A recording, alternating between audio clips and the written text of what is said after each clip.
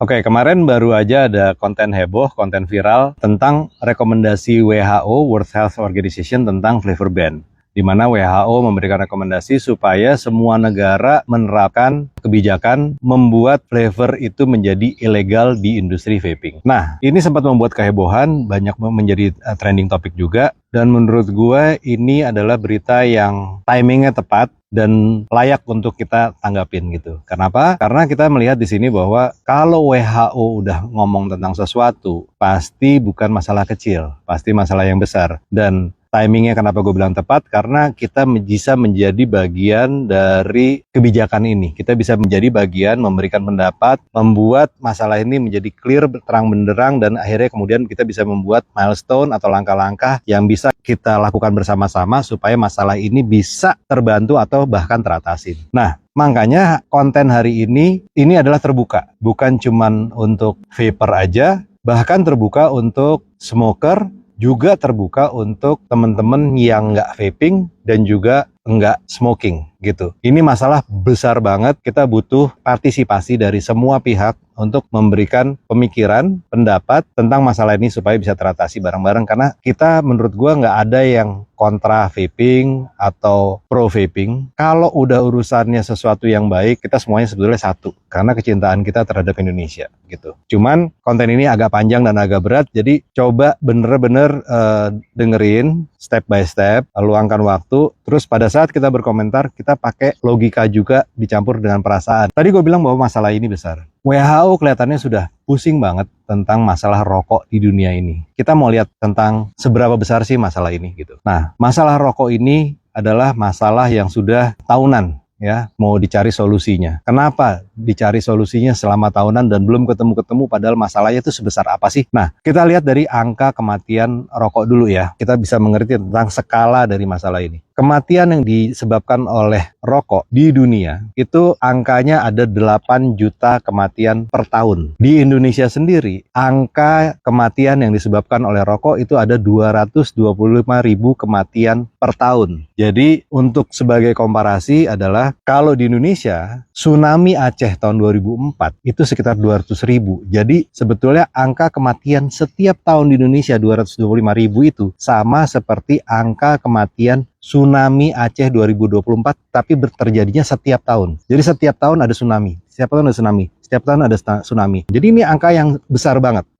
Kita harus memanfaatkan kesempatan ini untuk berpartisipasi, karena kita bisa berpartisipasi untuk mengatasi masalah ini. Nah, gede banget angkanya. Sekarang kita bicara tentang definisi rokok itu sendiri. Karena masalah, kalau kita mau bicara tentang solusinya, berarti kita harus kenal dulu tentang rokoknya itu sendiri dan kenapa rokok itu menimbulkan masalah. Nah, rokok itu sendiri sebetulnya adalah budaya, tradisi yang sudah ratusan bahkan mungkin ribuan tahun gitu ya, ada di dunia. Ini adalah teknologi lama yang memang sudah memasyarakat banget. Dia ada dampak positifnya juga sebetulnya, di mana rokok itu adalah menjadi social acceptance buat beberapa orang, bisa menjadi sumber productivity, sumber creativity. Rokok itu juga adalah satu media yang dipakai di dalam beberapa ritual kebudayaan, ritual lain-lain lah, ritual adat dan sebagainya gitu. Jadi rokok itu sudah embedded menjadi salah satu unsur yang dalam gitu, terutama untuk masyarakat Indonesia. Tapi rokok itu sendiri menimbulkan efek yang begitu besar. Untuk tahu kenapa ada efek yang begitu besar, itu kita mesti mengerti tentang apa di dalam rokok yang menimbulkan efek segitu besar. Rokok itu sendiri sebetulnya mengandung satu zat yang dinamakan nikotin, tapi juga mengandung satu zat juga yang dinamakan tar. Untuk mengerti, coba kita pakai, saran gue, kita pakai Google bareng-bareng. Kita Google aja tentang perbedaan antara nikotin dan tar. Kalau kita Google itu, nanti di urutan paling atas akan ada definisi dari Aludokter. Nah, Aludokter itu memberikan definisi bahwa nikotin itu adalah satu zat yang membuat kecanduan, tapi efeknya tidak membuat penyakit fatal bahkan kematian. Dia membuat kecanduan dan membuat orang yang sudah kecanduan untuk susah berhenti. Itu nikotin. Sedangkan tar itu adalah zat berbahaya yang menimbulkan resiko penyakit fatal bahkan kematian. Tar tidak menyebabkan kecanduan. Tidak ada orang kecanduan terhadap tar. Tapi tar adalah zat berbahaya yang membuat kematian atau penyakit fatal. Nah, itu nikotin dan tar. Kalau kita bicara tentang nikotin atau zat yang membuat kecanduan, sebetulnya ada banyak zat membuat kecanduan. Di teh itu ada tehin, makanya orang yang suka teh itu menjadi kecanduan terhadap teh, tapi teh tidak membuat penyakit fatal atau kematian dengan dosis yang normal. Begitu juga dengan kafein. Kafein itu adalah zat yang membuat kecanduan, tapi membuat kecanduan membuat orang susah berhenti untuk suka sama kopi, tapi tidak menimbulkan efek penyakit fatal atau efek kematian dengan dosis yang wajar. Jadi antara zat kecanduan ini sebetulnya tidak hanya ada di nikotin, ada di banyak hal. Bagaimana kemudian zat yang membuat kecanduan ini kemudian menyebabkan kematian? Ini ada di masalah tentang teknologi, di mana kita di sini justru dapat kesempatan untuk ngerti tentang teknologinya rokok dan teknologinya vaping. Rokok sama vaping itu sama-sama nicotine delivery device. Jadi kita bisa bilang bahwa rokok dan vaping itu sama-sama rokok. Bedanya adalah rokok itu adalah rokok lama, vaping itu adalah rokok baru. Nah, rokok lama ini adalah teknologi lama untuk mendelivery nikotin, di mana karena ini teknologi lama, deliverynya itu dengan cara daun tembakau, dilinting, dikasih beberapa herbal, dikasih saus perasa, dibungkus dengan kertas dan sebagainya, dibakar. Caranya pengguna untuk mendapatkan nikotin dengan cara membakar itu. Dengan dia membakar, nikotin akan keluar dari daun-daun itu, dari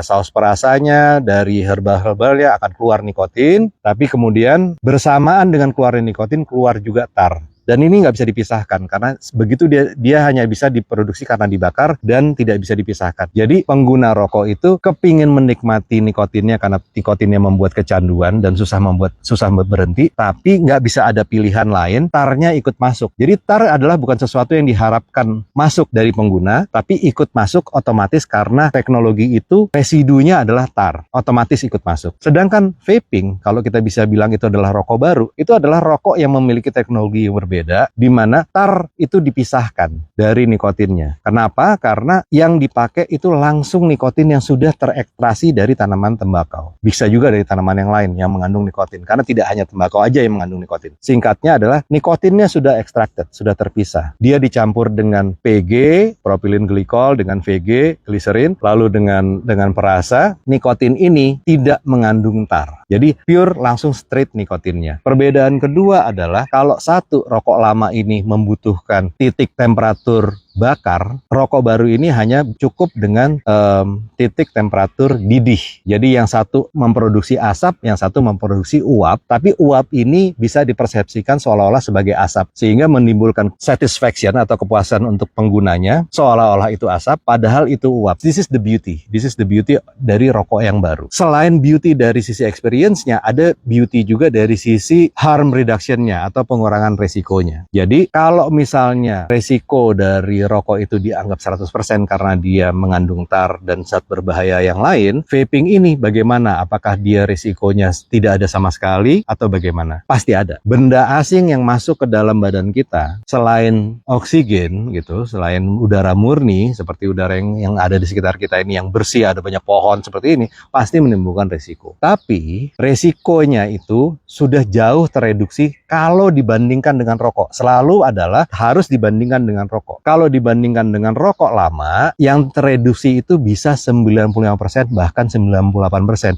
Jadi masih ada 5% sampai 2% resiko yang tersisa dari teknologi rokok baru ini. Tetap ada resikonya, oke? Tapi the beauty adalah this is harm reduction innovation. Jadi inovasi yang mengurangi resiko gitu ya. Nah, sekarang kemudian kita bicara tentang isi dari rekomendasinya WHO, flavor ban. Nah, flavor ban itu apa sih? Jadi sebetulnya WHO memberikan rekomendasi, dan ini bukan tahun ini aja, sudah beberapa tahun ini, mungkin ada lebih dari 5 tahun, hampir 10 tahun mungkin, dia gencar untuk memberikan rekomendasi tentang flavor ban. Yaitu adalah WHO menyarankan, memberikan rekomendasi supaya flavor itu tidak digunakan, bahkan dibuat menjadi ilegal dalam vaping. Jadi flavor itu apa sih sebetulnya? Itu essence yang membuat vaping itu bisa berasa menjadi rasa buah atau rasa creamy gitu. Itu esensnya itu ya. Jadi flavor ban, vaping disarankan untuk tidak boleh bahkan ilegal untuk memakai flavor. Nah, kenapa? Karena menurut WHO, flavor ini bisa menarik usia muda atau pengguna anak-anak secara prematur mendapatkan akses terhadap nikotin gitu. Nah, jadi gampangnya adalah takutnya nih anak-anak kecil pada vaping semua. Takutnya anak-anak kecil ini nanti udah vaping habis itu mereka ngerokok gitu. Gara-gara kenapa? Gara-gara anak kecil ini tertarik karena vaping itu mengandung perasa. Jadi mereka WHO bilang mendingan larang aja. Nah, sekarang gini, kita semua sepakat dulu nih. Kita mesti sepakat dulu bahwa sebagai generasi yang lebih tua, kita sama-sama setuju bahwa kita harus mengurangi atau kalau bisa membuat generasi muda ini tidak terinspirasi untuk mencoba nikotin atau mencoba rokok atau mencoba vaping. Itu setuju.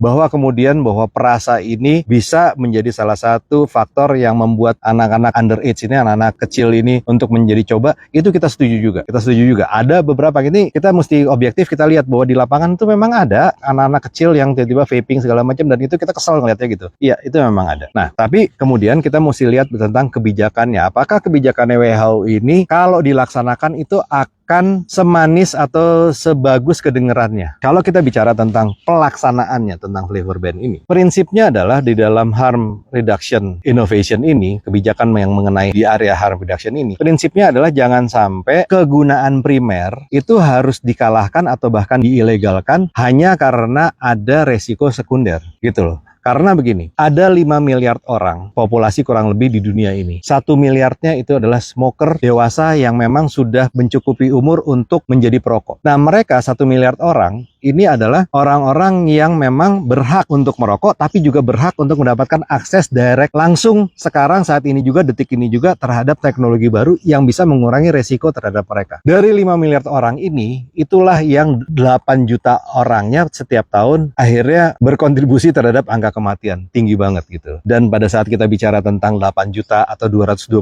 ribu orang di Indonesia tingkat kematian ini, kita bicara tentang bukan cuma sekedar angka, karena setiap angka di sini adalah nyawa. Setiap angka di sini adalah memiliki nama, memiliki cerita, memiliki relasi, memiliki keluarga, anak, teman-teman, dan segala macam. Bisa jadi salah satu dari orang yang kita kenal, baik itu direct ataupun indirect. Tidak cuma sekedar angka. Nah, ini memerlukan akses juga untuk mengurangi resiko. Nah, pada saat flavor ban atau tidak pakai rasa, nggak boleh pakai rasa sama sekali, maksudnya adalah untuk supaya anak-anak tidak tertarik. Tapi nanti dalam pelaksanaannya, saya jamin bahwa yang tidak akan tertarik untuk memakai rokok baru ini nggak cuma anak-anak, tapi orang dewasa juga tidak akan tertarik untuk menggunakan vaping ini lagi. Tapi kita bicara pakai data. Nah, Amerika adalah salah satu negara yang sudah menerapkan flavor ban ini. Nah, kalau kita pakai data, sejak flavor ban dilakukan di Amerika, apa yang terjadi? Di Amerika yang terjadi adalah kita bicara tentang state yang paling terkenal aja lah, misalnya California, New York, Massachusetts, atau Boston gitu ya. Apa yang terjadi di sana? Sejak flavor ban ini dijalankan, itu ternyata ada kenaikan antara 14 sampai 16% di 3 state ini, kenaikan tingkat pemakaian atau tingkat konsumsi rokok di kalangan anak-anak muda. Ada kenaikan langsung. Itu langsung ada. Jadi malah vapingnya turun, tapi ada kenaikan konsumsi rokok di kalangan anak-anak muda di 3 state ini. Antara 14 sampai 16%. Itu angka yang gede banget. Terus juga ada kenaikan yang signifikan di pengguna dewasa juga. Jadi apa yang kita bisa lihat di sini? Yang kita lihat di sini adalah sejak adanya flavor ban, vaping atau rokok baru ini langsung kehilangan peminat, tapi tidak membuat orang menjadi berhenti sama sekali, malah balik ke rokok yang lama. Jadi akhirnya apa? Kembali lagi ke atas lagi. Maksud hati mengatasi hal yang besar, tapi kita malah berkontribusi untuk memberikan perpindahan migrasi dari rokok baru ke rokok yang lama. Itu sudah terjadi gitu. Datanya bisa dilihat, gampang banget diakses. Itu yang terjadi di California. Lalu gimana solusinya? Menurut saya segini loh. Indonesia itu dari 3 pilihan. Jadi tentang rokok baru atau vaping ini ada 3 pilihan yang bisa dipilih oleh Indonesia. Satu adalah membiarkan. Ada beberapa banyak negara yang membiarkan rokok baru atau vaping ini. Ada lagi melarang. Ada kayak Singapura itu melarang. Tapi Indonesia memilih untuk mengatur atau mengontrol. Jadi dia memasukkan kategori industri ini untuk menjadi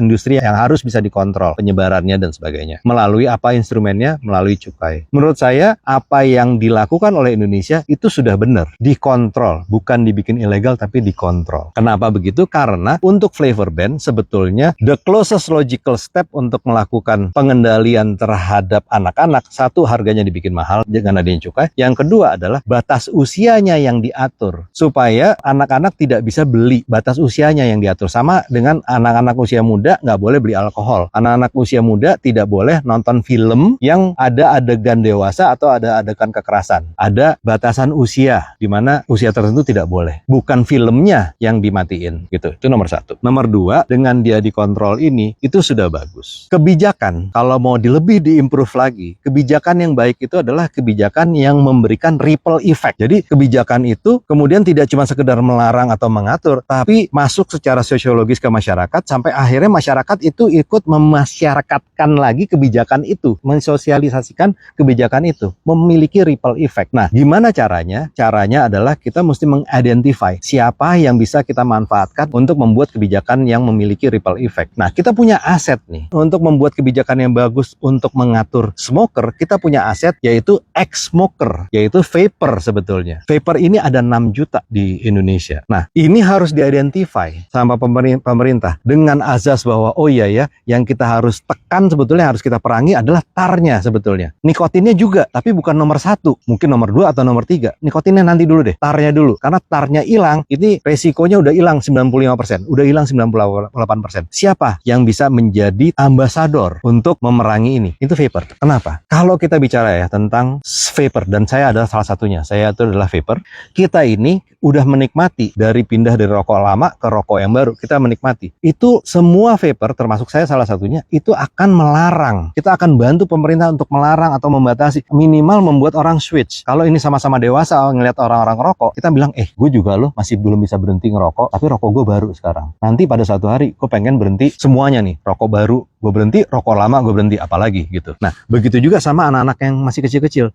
Vapor itu ya walaupun kelihatannya masih ngebul, tapi kalau di research ini adalah orang-orang yang paling bisa untuk menjadi ambasador untuk melihat anak-anak muda jangan mulai untuk coba-coba nikotin sama sekali. Anggap aja ini kayak narkoba lah. Itu vapor adalah orang yang paling cocok. Jadi pada saat pemerintah membuat kebijakan, pada saat pemerintah nengok ke kiri atau lagi tidak melihat, itu ada 6 juta ambasador yang bisa dimanfaatkan untuk menjadi orang-orang yang melakukan pencegahan atau mensosialisasikan perpindahan dari rokok lama dan rokok baru. Yang kedua adalah 225.000 orang mati setiap tahun di Indonesia seperti tsunami Aceh. Ini apa yang harus dilakukan? Ini harus diambil langkah emergency. Nggak usah muluk-muluk untuk membuat 120 juta orang tiba-tiba dalam satu malam berhenti rokok semua. Tapi kalau bisa sebanyak mungkin dari 120 juta smoker ini, kalau inti angkanya dari statistik pemerintah ini benar, 120 juta ini memiliki akses untuk mengurangi minimal 95% atau 98% risikonya dulu deh. Kalau misalnya anggaran dari